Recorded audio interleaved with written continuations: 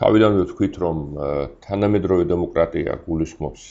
ლიბერალურ დემოკრატიას, დღეს ეს თავისთავად ცხადად მიიჩნევა, მაგრამ ახლა იმ დროა ანალიტიკურად განვასხვავოთ ეს ორი ცნება, ლიბერალიზმი და დემოკრატია. ვიწრო აზრით დემოკრატია გულისხმობს იმ პროცედურებს, იმ წესებს, რაც უკავშირდება უმრავლესობის ნებით ხელისუფლების შექმნას და უმრავლესობის ნებით შექმნილი ხელისუფლების საქმიანობას. როგორც გითხარით,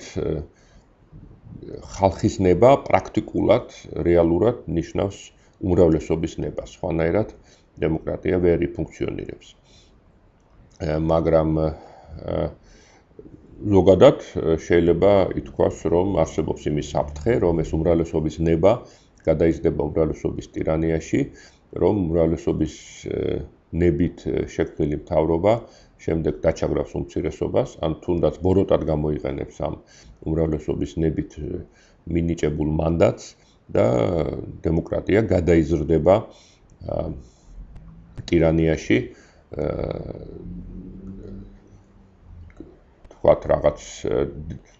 დემაგოგიური მეთოდებით ვიღაცა მოატყუებს უმრავლესობას, მოატყუებს ხალხს, ჩაიგდებს ხელში ძალაუფლებას, მაგრამ გამოიყენებს ამას არა იმისთვის, რომ დაიცვას ხალხის ინტერესები, არამედ საკუთარი პოლიტიკური ინტერესებისთვის, საკუთარი ვიწრო ჯგუფური ინტერესებისთვის და დაჩაგრავს, ასე ვთქვათ, ხალხს. სწორედ ამიტომ, სწორედ იმის გამო, რომ ასეთი საფრთხე არსებობს დემოკრატიაში, ანტიკური მოაზროვნეები, როგორც ასევე უკვე ვახსენეთ, ნეგატიურად უყურებდნენ დემოკრატიას, ისინი თვლიდნენ, რომ ასეთი საფრთხის დაცვის მექანიზმები დემოკრატიას არ აქვს, ამიტომ ის გარდუვალად გადაიზრდება ტირანიაში. მაგრამ თანამედროვე დემოკრატია განსხვავებით ანტიკური დემოკრატიისგან, ერთგვარად აზავებს დემოკრატიას ლიბერალიზმის პრინციპებით, როგორც თქვათ, ანტიკური ათენის დემოკრატია შეიძლება ამაზე ჩავთვალოთ არალიბერალური დემოკრატიის მაგალითად, ანუ ისეთი დემოკრატიისა, რომელიც არ არის შერწყმული ლიბერალიზმის პრინციპებთან, ხოლო თანამედროვე დემოკრატია ეს ნიშნავს ისეთ პოლიტიკურ წყობას, რომელიც ემყარება ორი განსხვავებული პოლიტიკური პრინციპების სინთეზს და ეს ორი განსხვავებული ანალიტიკურად თავისი შინაარსით განსხვავებული პრინციპებია ლიბერალიზმი და დემოკრატია. ახლა რაც შეეხება ლიბერალიზმს, თვითონ სიტყვა ლიბერალიზმი მოდის თავისუფლებიდან და აქ ნიშანდობლივია ის, რომ თუ დემოკრატია ეს არის ანტიკური ხანიდან ცნობილი ტერმინი პოლიტიკურ ფილოსოფიაში, ლიბერალიზმზე, როგორც პოლიტიკურ პრინციპზე ვსაუბრობთ მხოლოდ ახალი დროიდან, ესეც მიანიშნებს იმას, რომ ლიბერალური დემოკრატია მხოლოდ ახალი დროის დემოკრატიაა. ეს ცნება ძალიან მრავალფეროვანია, მრავალწახნაგოვანია, ასე ვთქვათ, ამიტომ მასზე ბევრი შეიძლება საუბარი, მაგრამ ამ მოკლე საუბრისას გავჩერდები მხოლოდ სამ ყველაზე ძირითად პრინციპზე, რომელთა გარეშეც წარმოუდგენელია თანამედროვე ლიბერალური დემოკრატია. ეს სამი პრინციპი არის ლიბერალური შემწყნარებლობა, ანუ თანამედროვე გაგებით ლიბერალური პლურალიზმი, ეს არის წარმოდგენა ძალაუფლების შეზღუდულ ძალაუფლებაზე, ანუ კონსტიტუციონალიზმი და ეს არის წარმოდგენა ადამიანების ხელშეუვალ პიროვნულ უფლებებზე, ანუ ეს არის პიროვნების უფლებების კონცეფცია. ახლა ვისაუბროთ თითოეულ ამ პრინციპზე ცალ-ცალკე. შემწყნარებლობა ისტორიულად დაკავშირებულია რელიგიურ შემწყნარებლობასთან, ეს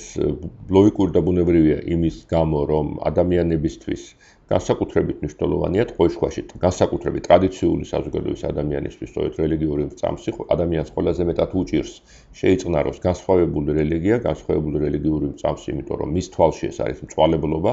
მის თვალში ეს არის რაღაც განსაკუთრებული ხიფათის შემცველი მოძღვრება. ამიტომ ისტორიულად ძალიან ბევრი ომი სწორედ დაკავშირებულია ან გამართლებული იყო იმით, რომ საჭირო იყო რაღაც ერთადერთი სწორი რელიგიის დაცვა და შუა საუკუნეების ევროპაშიც სწორედ განსაკუთრებით ხანძლივი და სისხლისღვრელი ომები იყო სწორედ რელიგიის დაცვის მოტივით და ისტორიულად ლიბერალიზმი, ევროპული ლიბერალიზმი აღმოცენდა სწორედ ამ რელიგიური ომების გამოცდილების გააზრებიდან ადამიანები მიხვდნენ, რომ მაინც შეუძლებელია, ასე ვთქვათ, ერთადერთი სწორი რელიგიური წამსის გაბატონება, უმჯობესია ჩვენ შევიწყნაროთ ის ვითარება, რომ სხვა ადამიანებს სხვა რელიგია აქვთ და ამავე დროს გავმიჯნოთ რელიგიის სფერო პოლიტიკური ძალაუფლების სფეროსაგან, იმიტომ რომ გაუმიჯნაობა იწვევს ომებს. სწორედ ამიტომ ეს შემწყარებლობა გადაჯაჭვულია სეკულარიზმთან, რომელზეც დღეს იმდენს აღარ ვილაპარაკებ. ანუ იმ მოსაზრებასთან, რომ პოლიტიკური და რელიგიური სფეროები რაღაცნაირად მეტნაკლებად გამიჯნული უნდა იყოს, მაგრამ პლურალიზმი არ არის მხოლოდ ეს, ისტორიულად ეს ყველაზე მნიშვნელოვანია, მაგრამ მთავარი პოლიტიკურად არის განსხვავებული პოლიტიკური შეხედულებების, განსხვავებული პოლიტიკური პროგრამების, ინტერესების კანონიერების აღიარება და პლურალიზმის შემწყარებლობისგან განსხვავებით ერთგვარად უფრო შორს მიდის, თვითონ სიტყვა შემწყარებლობა მიანიშნებს რაღაც ნეგატიურსაც, ანუ მე რაღაც არ მომწონს შეხედულება, მაგრამ ვიწყნარებ მას, უბრალოდ თავს ვიკავებ იმისგან, რომ მას აქტიურად ვებრძოლო, მაშინ როდესაც პლურალიზმი ნიშნავს იმის აღიარებას, რომ მრავალფეროვნება კარგია, მრავალფეროვნება პოზიტიური ფაქტორია საზოგადოების განვითარებისთვის. პლურალისტური საზოგადოება უფრო კარგად ვითარდება და ლიბერალთა შორის შეიძლება კამათიც იყოს იმაზე, უბრალოდ უნდა ვაღიაროთ, რომ კარგია პლურალიზმი თუ სპეციალურად რაღაცნაირად წავახალისოთ კიდეც, მაგრამ ამ კამათზე, ამ დისკუსიაზე ახლა არ ვილაპარაკებ, ნებისმიერ შემთხვევაში ლიბერალი ნიშნავს პლურალიზმის მაღიარებელს. და შეიძლება ვთქვათ, რომ იმისათვის, რომ განვასხვაოთ თავისუფალი საზოგადოება არათავისუფალი საზოგადოებისაგან, ყველაზე ალბათ თვალსაჩინო ინდიკატორი იქნება ის, თუ როგორ ექცევა, როგორ დამოკიდებულება ამ საზოგადოებაში პლურალიზმის მიმართ. თუ ადამიანები ნორმალურად და ბუნებრივად მიიჩნევენ, რომ ადამიანებს აქვს სხვადასხვა პოლიტიკური შეხედულებები, სხვადასხვა თუნდაც კულტურა, სხვადასხვა რელიგია, სხვადასხვა წარმომავლობა და ეს არის ამ საზოგადოებისთვის ნორმალური ვითარება, მაშინ ჩვენ გვქონია თავისუფალი საზოგადოება. თუმცა ლიბერალური პლურალიზმის არ არის სრულიად შეუზღუდველი, შეიძლება მან არ იგუოს ისეთი შეხედულებები, ისეთი წამსები და ამ წამსებზე აგებული პოლიტიკური მიმდინარეობები, რომლებიც საფრთხეს უქმნიან მთლიანად ლიბერალურ წესრიგს, დაუშვათ ფაშიზმი თუ ძალიან გაძლიერდა, ფაშისტური იდეოლოგია და მან შეძლო გაბატონება პოლიტიკურად, თუნდაც უმრავლესობის ნების სახელით, ის, რა თქმა უნდა, ძირს გამოუთხრის პოლიტიკური პლურალიზმს, აღკვეთავს პოლიტიკური, უკაცრავად ლიბერალური და პოლიტიკური პლურალიზმის საფუძვლებს. ამიტომ ის არ უნდა იყოს შეწყნარებული. ანუ ლიბერალური პლურალიზმისთვის დამახასიათებელია, ამას ამბობენ ხოლმე ლიბერალები, შეუწყნარებლობის მიმართ. ასევე ვთქვათ,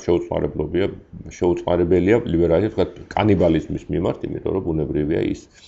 არ გულისხმობს ადამიანის ძირეულ უფლებათა აღიარებას, მაგრამ საკუთრივ სად უნდა გაივლოს ეს წითელი ხაზები, ვთქვათ, ლიბერალიზმისთვის, საკუთრივ რისი შეწყნარება შეიძლება და არ შეიძლება, ეს ლიბერალურ თეორიაში ერთ-ერთი აქტიური დისკუსიის საგანია. აქტიური დისკუსიის ერთ-ერთი საგანია. შემდეგი პრინციპი, რომელიც ასევე ძალიან მნიშვნელოვანია, ეს არის ძალაუფლების შეზღუდვის პრინციპი და ამ ძალაუფლების შეზღუდვის მექანიზმი არის კონსტიტუციონალიზმი. აქ მნიშვნელოვანია ტერმინების განსხვავება. კონსტიტუცია ერთია, კონსტიტუციონალიზმი სულ სხვა არის, კონსტიტუცია არის გარკვეული იურიდიული დოკუმენტი, ქვეყნის ძირითადი კანონი, რომელიც ადგენს, ასე ვთქვათ, პოლიტიკური წესრიგის ძირითად პრინციპებს და რომელიც შეიძლება შეიცვალოს, ზოგ ქვეყანაში იცვლება, ზოგ ქვეყანაში ადვილად იცვლება, ზოგ ქვეყანაში ძალიან იშვიათად იცვლება, მაგრამ პრინციპში არ არის ხელშეუხებელი. მაგრამ კონსტიტუციონალიზმი არის ზოგადი პოლიტიკური პრინციპი, რომელიც აბსოლუტურად აუცილებელია ლიბერალური დემოკრატიისთვის და რომლის თანახმადაც კონსტიტუციით დადგენილი წესები უფრო მაღლა დგას, ვიდრე მოცემულ მომენტში არსებული უმრავლესობის ნება და მის საფუძველზე შექმნილი ხელისუფლება. ანუ ყოველი ხელისუფლება რაც გინდა, ასე ვთქვათ, გამოხატავდეს ის ხალხის ნებას, რაც გინდა პატრიოტიანი და სამართლიანი და თავისუფალი არჩევნებით იყოს შექმნილი, ის არის ყოველთვის შეზღუდული ამ კონსტიტუციური წესებით. Რა თქმა უნდა, ეს კონსტიტუციაც საბოლოო ჯამში ისევ ხალხის ნებიდან მოდის, იმასაც ხალხი ქმნის, მაგრამ აქ არის ისეთი პროცედურები შექმნილი, რომ კონსტიტუციის შეცვლა გაცილებით უფრო რთულია და გარდა ფორმალური წესებისა, რაღაცნაირად აღიარებული უნდა იყოს, რომ კონსტიტუციას, განსაკუთრებული რიდით და პატივისცემით უნდა ეპყრობოდნენ პოლიტიკოსები და მთლიანად საზოგადოება. ლიბერალური წესრიგის ერთ-ერთი ისეთი პრაქტიკული ინდიკატორია, რომ კარგ დემოკრატიულ ქვეყანაში კონსტიტუციის შეცვლა უნდა იყოს საკმაოდ რთული. პოლიტიკურად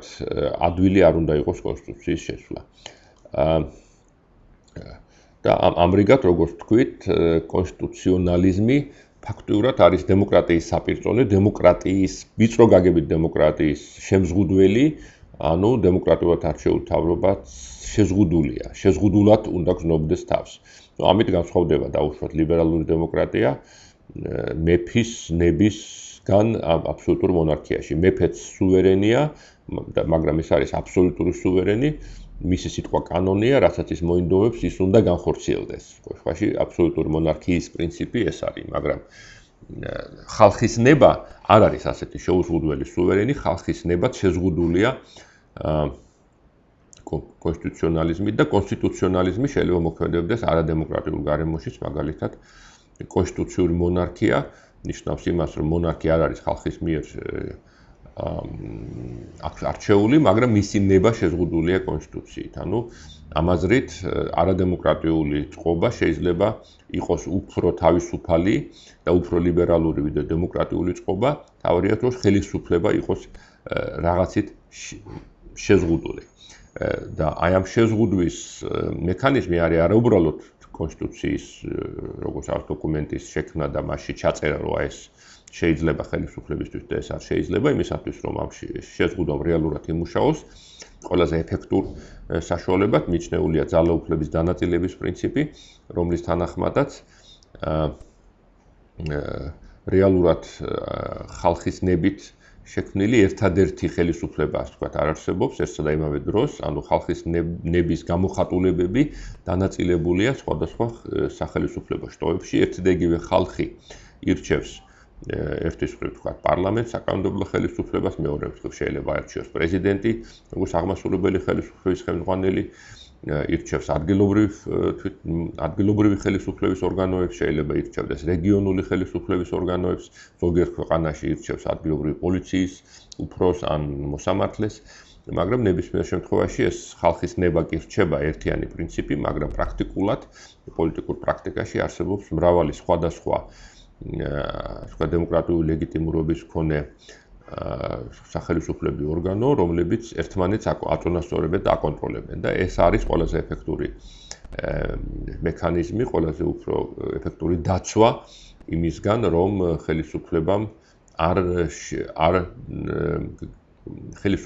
დემოკრატიული ხელისუფლება არ გადაიზარდოს ტირანიაში ხალხის ნების სახელით.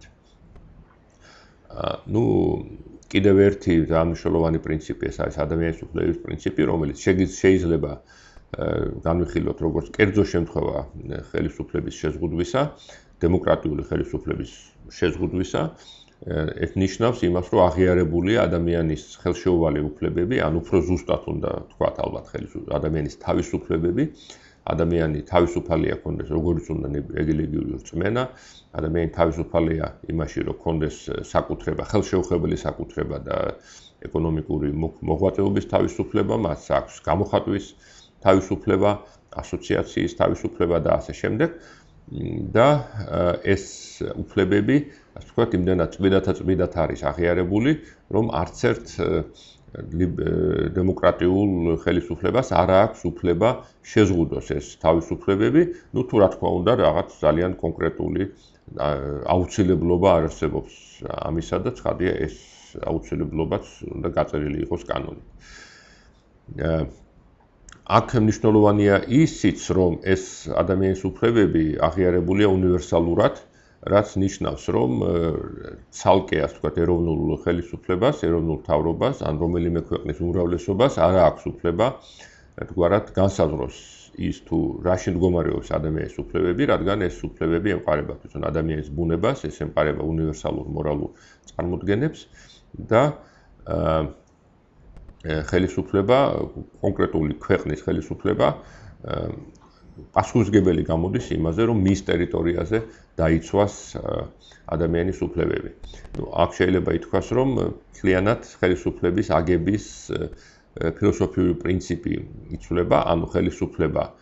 წარმოსახვითად ყოველ შემთხვევაში, იდეაში, პრინციპის დონეზე